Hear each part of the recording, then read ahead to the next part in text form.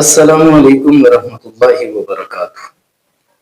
آج آپ کے سامنے ایک ایسی شخصیت کی داستان لے کے آیا ہوں کہ جن کو براہ راست نبی پاک صلی اللہ علیہ وسلم کی شاگردی حاصل ہے۔ آپ قبیلہ دوس کے سردار تھے اور نام تھا طفیل بن عمر دوسی رضی اللہ تعالی عنہ۔ یہ صحابی رسول تھے اور آپ جانتے ہیں کہ صحابی رسول کوئی معمولی شخصیت نہیں ہوتی۔ قرآن مقدس میں اللہ تعالیٰ نے تمام صحابہ کرام کے لیے ایک سرٹیفکیٹ ذکر کیا ہے اور وہ ہے کل وعد اللہ الحسنی، کہ پیغمبر صلی اللہ علیہ وسلم کے جتنے بھی صحابہ کرام ہیں سب سے اللہ جل جلالہ نے جنت کا وعدہ کر رکھا ہے۔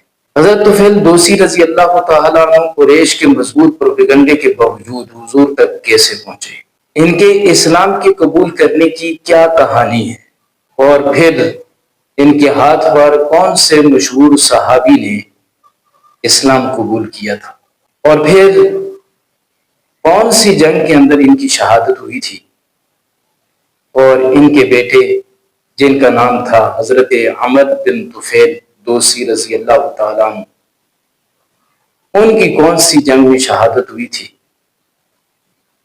طفیل دوسی رضی اللہ تعالیٰ عنہ نے اپنی شہادت سے پہلے کون سا خواب دیکھا تھا اور خود ہی اس کی کیا تعبیر بتائی تھی، یہ ساری باتیں آپ کو اس ویڈیو میں انشاءاللہ ملیں گی۔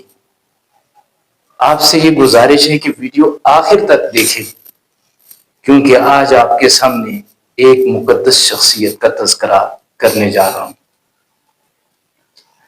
طفیل دوسی رضی اللہ تعالیٰ عنہ کا قبیلہ تہامہ پہاڑ کے پاس آباد تھا۔ آپ بڑے ہی سخی تھے۔ کتابوں میں لکھا ہوا ہے کہ آپ کے چولہے پر ہر وقت دیگ چڑھی رہتی تھی، کیونکہ آپ کے پاس آنے جانے والوں کا تانتا بدھا رہتا تھا۔ جود و سخا آپ کے اندر کوٹ کوٹ کے بھری ہوئی تھی، اور پھر اس کے علاوہ اور خوبیاں بھی تھی کہ آپ عرب کے بڑے ہی ادیب اور باکمال شاعر تھے، کلام کے حسن اور خوب سے اچھی طرح واقف تھے، کلام کی سقم اور صحت کو اچھی طرح جانتے تھے۔ کبھی کسی کلام میں کمزوری دیکھتے تو اس پر تنقید بھی کیا کرتے تھے۔ یہ ایک دفعہ مکہ مکرمہ میں تشریف لائے۔ ان دنوں میں قریش مکہ اور نبی پاک صلی اللہ علیہ وسلم کے درمیان بڑی کشمکش چل رہی تھی۔ حضور چاہتے تھے کہ لوگ اسلام میں داخل ہوں، اور کافر یہ چاہتے تھے کہ لوگ اسلام میں داخل نہ ہوں۔ مشرکین مکہ نے حضرت طفیل دوسی کا بڑا بہترین استقبال کیا، اور پھر پروپیگنڈا شروع کیا حضور صلی اللہ علیہ وسلم کے خلاف، کہ ایک بندہ ہے جو اپنے آپ کو پیغمبر کہتا ہے، اس کے قریب نہیں جانا، اس کی کلام جادو ہے، اس کی کلام اتنی پرتاثیر ہے کہ جو بھی سنتا ہے پھر اسی کا ہو جاتا ہے۔ باپ ہے تو بیٹے کا نہیں رہتا، بیٹا ہے تو باپ کا نہیں رہتا، بیوی شوہر کی اور شوہر بیوی کا نہیں رہتا، بھائی بھائی کا نہیں رہتا، اس لیے اس سے بچ کے رہنا ہے، کہیں آپ پر بھی اثر نہ ہو جائے۔ طفیل دوسی رضی اللہ تعالیٰ عنہ اپنی داستان خود ہی سناتے ہیں، فرماتے ہیں کہ میں نے ان کے پروپیگنڈے سے متاثر ہو کر اپنے کانوں میں روئی ٹھونس دی تاکہ نبی پاک صلی اللہ علیہ وسلم کا کلام میرے کانوں تک نہ پہنچے۔ ایک دن میں بیت اللہ شریف کے اندر چلا گیا تو بالکل بیت اللہ شریف کے قریب نبی پاک صلی اللہ علیہ وسلم کو میں نے عبادت کرتے ہوئے دیکھا۔ آپ کی عبادت کا انداز مجھے بڑا پسند آیا اور میرے دل کو بڑی خوشی حاصل ہوئی۔ اب میں تدریجاً آہستہ آہستہ حضور کے پاس پہنچ گیا۔ چند ایک کلمات حضور کے میرے کانوں میں بھی پہنچے اور مجھے بڑے ہی اچھے لگے۔ تو فرماتے ہیں میرے ذہن میں خیال آیا کہ اے طفیل، تیری ماں تجھ پر سوگ میں بیٹھے، تو سمجھدار آدمی ہے، کلام کے سکم اور صحت کو اچھی طرح جانتا ہے۔ اگر نبی پاک صلی اللہ علیہ وسلم کا کلام اچھا ہوا تو قبول کر لینا، اور اگر اچھا نہ ہوا تو نہ قبول کرنا۔ فرماتے ہیں کہ میں حضور کے پیچھے بیٹھ گیا اس انتظار میں کہ حضور اپنی عبادت ختم کرے تو میں بھی حضور کے ساتھ جاؤں۔ کہتے ہیں کہ نبی پاک صلی اللہ علیہ وسلم نے جب اپنی عبادت ختم کی اور گھر کی طرف چل دیے تو میں بھی پیچھے پیچھے ہو گیا۔ نبی پاک صلی اللہ علیہ وسلم کے ساتھ میں بھی ان کے گھر میں داخل ہوا اور میں نے آپ صلی اللہ علیہ وسلم کو کہا کہ آپ کے لوگوں نے تو میرے دل میں بہت ساری باتیں آپ کے خلاف ڈالی، بڑا پروپیگنڈا کیا، حتیٰ کہ میں نے اپنے کانوں میں روئی بھی ٹھونس لی، پھر بھی چند کلمات میرے کانوں میں پڑے اور مجھے بہت ہی اچھے لگے۔ آپ مجھے اپنا کلام سنائیں۔ تو پھر دوسی رضی اللہ تعالیٰ عنہ فرماتے ہیں کہ نبی پاک صلی اللہ علیہ وسلم نے مجھے پہلے اسلام کے متعلق کچھ باتیں بتائیں اور اس کے بعد سورہ اخلاص اور سورہ فلق مجھے سنائیں۔ حضور کی مبارک زبان سے جب میں نے یہ کلام سنی تو کیا ہی کلام تھی، ایسی کلام تو آج سے پہلے میں نے کبھی سنی نہیں تھی۔ میں سمجھ گیا کہ یہ کسی انسان کا کلام نہیں ہے، یہ اللہ ہی کا کلام ہو سکتا ہے، اور نبی پاک صلی اللہ علیہ وسلم اللہ کے سچے نبی ہیں۔ میں نے حضور کو کہا اپنا ہاتھ میرے سامنے کیجئے، میں آپ کے دست مبارک پر اسلام قبول کرنا چاہتا ہوں۔ اسلام قبول کرنے کے بعد میں کچھ دن وہاں ہی رکا رہا اور میں نے نبی پاک صلی اللہ علیہ وسلم سے اسلام کے بارے میں کچھ تعلیمات حاصل کی، اور جتنا ان دنوں میں ہو سکتا تھا میں نے قرآن پاک حفظ کیا۔ پھر میں نے ارادہ بنایا کہ اب مجھے قبیلے واپس جانا چاہیے۔ فرماتے ہیں کہ میں نے حضور صلی اللہ علیہ وسلم کی خدمت میں حاضر ہو کے فرمایا یا رسول اللہ، میں اپنے قبیلے کا سردار ہوں، لوگ میری بات کو سنتے ہیں، آپ اللہ سے دعا کیجئے نا کہ اللہ میرے لیے کوئی ایک نشانی مقرر کر دے جو نشانی اسلام پھیلانے میں میرے لیے مددگار ثابت ہو۔ حضور صلی اللہ علیہ وسلم نے دعا فرمائی اللہم اجعل لہ آیہ، اے اللہ اس کے لیے کوئی نشانی مقرر کر دیجیے۔ تو پھر دوسی فرماتے ہیں کہ میں واپس جب گیا تو رات کا وقت تھا اور میں پہاڑی سے نیچے کی طرف اتر رہا تھا، تو اللہ تعالیٰ نے میری دونوں آنکھوں کے درمیان نور پیدا کر دیا۔ تو میں نے اللہ سے دعا کی اللہ اس نور کو کہیں اور منتقل کر دیجیے، کیونکہ میرے لوگ دیکھیں گے تو وہ کہیں گے کہ اس نے اپنے باپ دادا کا دین چھوڑ دیا تھا، اس وجہ سے بطور عذاب کے یہاں پر اس کے روشنی پیدا ہوگی۔ اللہ تعالیٰ نے میری دعا کو قبول کیا اور وہی نور میری لاٹھی کے سرے میں اللہ نے منتقل کر دیا۔ اب دیکھنے والے تو دیکھ رہے تھے، تو دیکھنے والوں کو یوں لگ رہا تھا کہ جیسے کوئی قندیل ہوا میں معلق ہو، ایسی وہ لاٹھی ان کو محسوس ہو رہی تھی۔ فرماتے ہیں کہ جب میں قبیلے میں پہنچا تو میرے والد کو بڑے ضعیف ہو چکے تھے۔ میں نے والد صاحب کو کہا کہ آپ مجھ سے دور رہیے، کیوں؟ میں نے تو اسلام قبول کر لیا ہے۔ والد صاحب نے کہا اگر اسلام قبول کر لیا ہے تو دور کرنے کی کون سی بات ہے، میں بھی اسلام قبول کر لیتا ہوں۔ میں نے کہا کہ پھر آپ ایسا کیجئے کہ غسل کیجئے، کپڑے پاک پہنیے، پھر میں آپ کو اسلام کی تعلیمات کے متعلق بتاتا ہوں۔ والد صاحب تو مسلمان ہو گئے، اب باری تھی بیوی کی، تو میں نے بیوی کو بھی یوں ہی کہا کہ آج کے بعد میرا تیرا کوئی تعلق نہیں ہے۔ وہ بڑی حیران ہوئی اور اس نے کہا میرے ماں باپ آپ پر قربان ہوں، آپ یہ کیسی باتیں کر رہے ہیں؟ میں نے اسے بتایا کہ میں نے اسلام کو قبول کر لیا ہے، اب تیرا دین اور میرا دین اور ہے۔ تو اس نے کہا کہ جو آپ کا دین ہے میں وہی دین قبول کرنے کے لیے تیار ہوں۔ میں نے اس کو کہا کہ چلو ٹھیک ہے، پھر جا کے ذو شرا چشمے پر غسل کر کے آؤ۔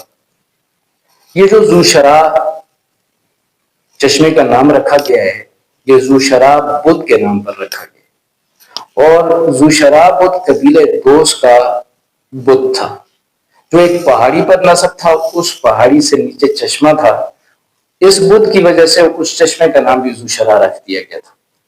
حضرت طفیل دوسی فرماتے جب میں نے بیوی کو کہا کہ وہاں جا کے غسل کر کے آؤ تو کہنے لگی کہ کیوں، ذو شرح کی طرف سے ہمارے بچوں پر کوئی مصیبت آنے والی ہے؟ تو طفیل دوسی رضی اللہ تعالیٰ عنہ فرماتے میں نے اس کو کہا کہ تو بھی ہلاک ہو اور تیرا ذو شرح خود بھی ہلاک ہو جائے، وہ تو پتھر ہے، وہ کیا کر سکتا ہے؟ میں نے تجھے وہاں غسل کرنے کے لیے اس لیے بولا ہے کہ وہ جگہ پردہ ہے، وہاں غسل کر کے آؤ، پاک کپڑے پہن کے آؤ۔ بیوی گئی، پاک کپڑے پہن کے آئی، اسلام قبول کر لیا۔ اب باری تھی قبیلے والوں کی۔ تو طفیل دوسی رضی اللہ تعالیٰ عنہ فرماتے ہیں کہ جب میں نے قبیلے کے سامنے اسلام کی دعوت کو پیش کیا تو اسلام کو قبول کرنے میں ابو ہریرہ رضی اللہ تعالیٰ عنہ کے علاوہ کسی نے بھی جلدی نہیں کی۔ انہوں نے جلدی اسلام قبول کر لیا، اور ایک دن میں ان کو لے کے مکہ مکرمہ میں حضور کے پاس آیا تو حضور نے مجھ سے پوچھا کہ طفیل سناؤ، جو پیچھے اپنا قبیلہ چھوڑائے ہو اس کا کیا حال حوال ہے؟ میں نے کہا اے اللہ کے رسول، ان کے دلوں پر دبیز پردے پڑے ہوئے ہیں جو ان کو دیدار حق سے معلوم رکھے ہوئے ہیں، سرکشی میں اور شدید کفر میں وہ مبتلا ہیں۔ حضور صلی اللہ علیہ وسلم نے یہ باتیں سنی، وضو کیا پھر، اور اس کے بعد دعا کرنا شروع کی۔ اب حضرت ابو ہریرہ بھی حضرت طفیل دوسی کے ساتھ تھے، تو ابو ہریرہ فرماتے ہیں